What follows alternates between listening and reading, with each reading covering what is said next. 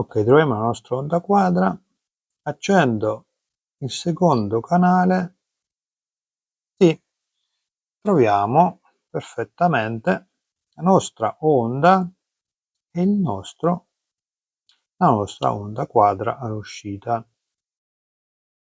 Bentornati a tutti su BeamMaker Electronics.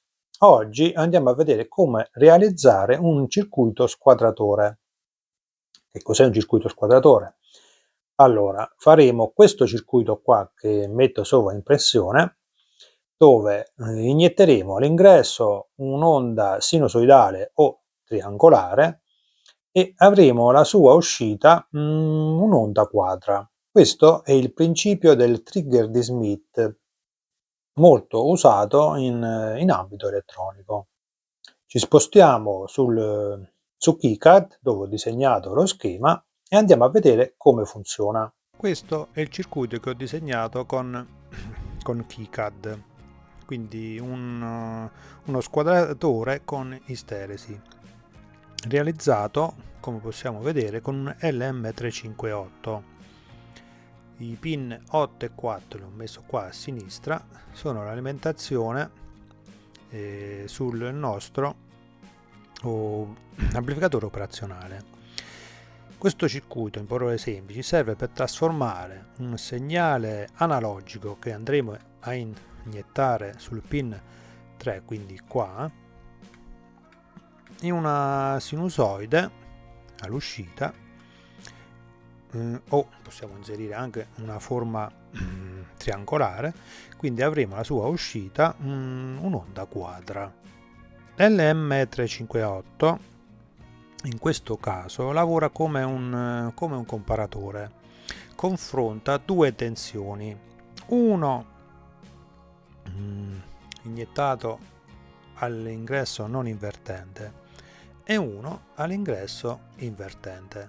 Quindi il pin 3 riceve il segnale di ingresso, ad esempio una sinusoide. Il pin 2 riceve una tensione di riferimento che in questo caso dovrebbe aggirarsi intorno a 2,5 volt, visto che abbiamo un'alimentazione a 5 volt, abbiamo messo due resistenze in serie a 10k, quindi qui dovremmo trovare 2,5 volt. Ce la vado a mettere. Qua dovremmo avere 2,5 volt. Ma cosa fa il comparatore? Il comparatore confronta continuamente le due tensioni. Quindi se la tensione sul pin 3 è maggiore di quella sul pin 2, l'uscita va alta, quindi avremo 5 volt all'uscita. Se invece è minore, l'uscita passa a 0. In questo modo, anche se l'ingresso è una sinusoide, iniettiamo una sinusoide, l'uscita diventa un'onda quadra. La resistenza che ho messo da 100k tra l'uscita del pin dell'uscita e il pin 3 è una retrazione positiva, cioè questo significa che da una parte della tensione di uscita torna all'ingresso non invertente, quindi col segno più. In pratica la soglia di commutazione non è più fissa, ma cambia leggermente in base allo stato dell'uscita. Questo appunto si chiama isteresi. Grazie alla retrazione il circuito ha due soglie diverse. Allora, quando l'uscita è bassa, la soglia è quindi circa di 2 volt. Quando l'uscita è alta, la soglia è di circa 3 volt. Quindi il segnale in ingresso deve salire sopra i 3 volt per far commutare l'uscita alta e poi scendere sotto a 2 volt per farla tornare bassa. Questo ci evita oscillazioni indesiderate quando il segnale si trova vicino alla soglia. È per questo che il circuito è stabile ed è squadrato. Ho disegnato sul quaderno la nostra onda sinusoidale in ingresso e la onda quadra in uscita. Cerco di farvi capire come funziona. Allora troviamo la tensione e qua il tempo. qua abbiamo la nostra onda sinusoidale e qua la nostra onda quadra. Allora qua non fate caso, ho sbagliato, quindi questa linea non esiste, quindi quando il segnale supera 3 volt, l'uscita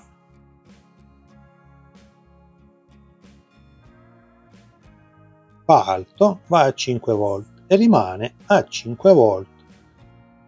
No quando arriva a 3, scende sotto a 3, ma quando scende sotto 2, quindi anche questo piccolo fra qua e qua. Quando scende sotto 2, qua il segnale torna a 0, rimane a 0, risale solamente quando il segnale supera 3 volt, quindi sale e rimane alto, quindi troviamo la nostra onda quadra. Questo tipo di circuito è la base di tantissimi dispositivi elettronici come sensori digitali, circuiti di clock, generatore di onde quadra, un convertitore in analogico digitale semplice. Ok, abbiamo visto come funziona il circuito, adesso andiamo sul banco, andiamo a realizzarlo e vediamo se effettivamente funziona.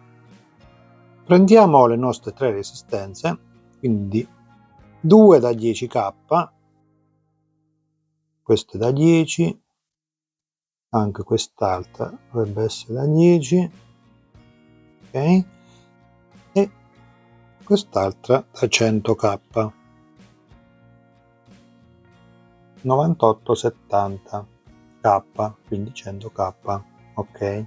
Questo è il LM358, andiamo a collegare l'alimentazione, quindi il pin 8, cominciamo a contare 1, 2, 3, 4, 5, 6, 7, 8 al positivo, quindi a 5 volt, il negativo sul pin 4, 1, 2, 3, 4, colleghiamo sulla breadboard alla parte negativa. Andiamo a inserire le 2 resistenze da 10k, uno sulla parte positiva, quindi collegati in serie, l'altro mettiamo così sulla parte negativa. Abbiamo creato il nostro partitore. Il centro del nostro partitore andrà collegato sul pin 2.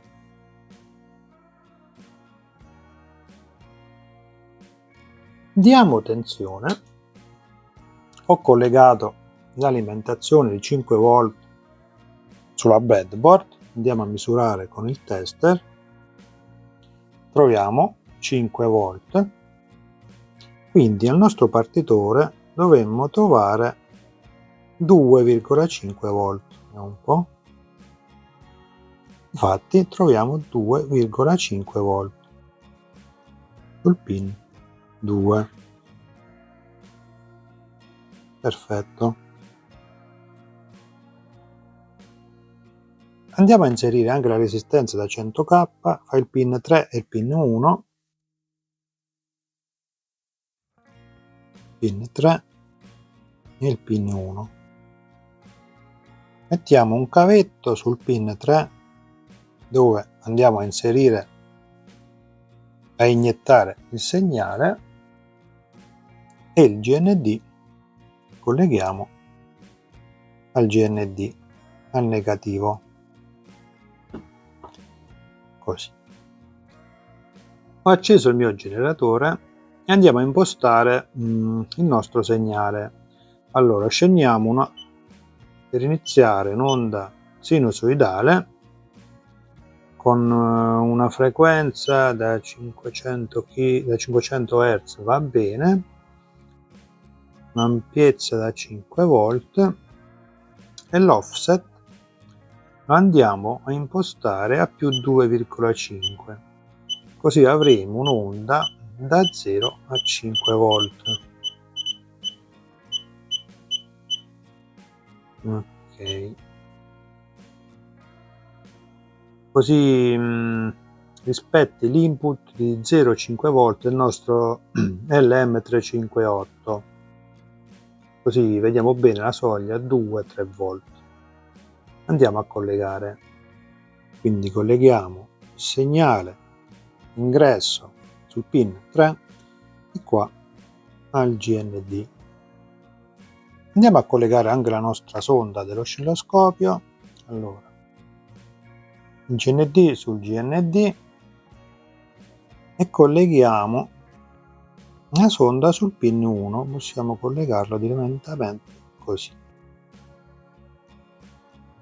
Ok, andiamo a vedere come si vede. Diamo tensione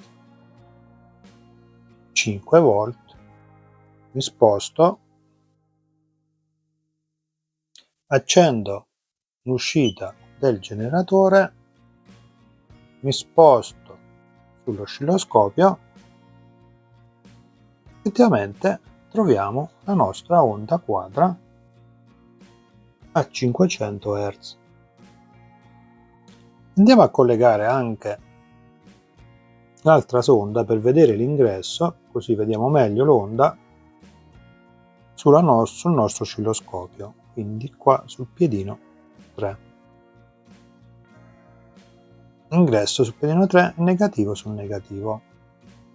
Ok, troviamo la nostra onda quadra, accendo il secondo canale e troviamo perfettamente la nostra onda e la nostra onda quadra all'uscita. Vediamo meglio, allora l'ingresso è il segnale viola, la nostra onda sinusoidale, l'uscita la nostra onda quadra. Come possiamo vedere, se guardiamo bene, l'uscita commuta alto già intorno ai 2 volt, 2,5 volt. Questo è normale perché succede nella pratica, i componenti non sono perfetti e il comportamento del nostro LM358 ha qualche limite, quindi torna giù sotto 2 volt. Prima di tutto il mio segnale non arriva esattamente a 5 volt, qui troviamo 3,92, quindi si ferma sotto 4 volt, quindi la soglia superiore risulta un po' più bassa. In più l'LM358 è un operazionale rail to rail, significa che la sua uscita non può esattamente toccare i 0,5 volt, ma si ferma a 0,1 dal basso fino a 4,2 dovrebbe essere all'alto. Anche la resistenza 100K che abbiamo messo dal piedino 3 al piedino 1 da retrazione dipende da quanto in alto arriva l'uscita, quindi l'ampiezza dell'isteresi si riduce leggermente. Insomma, la teoria erano circa 2-3 volt, ma nella pratica vediamo che sono un po' più basse. E questo è un ottimo esempio di circuito reale, quindi funziona perfettamente. Proviamo a cambiare la forma d'onda. Allora, mettiamo un'onda triangolare.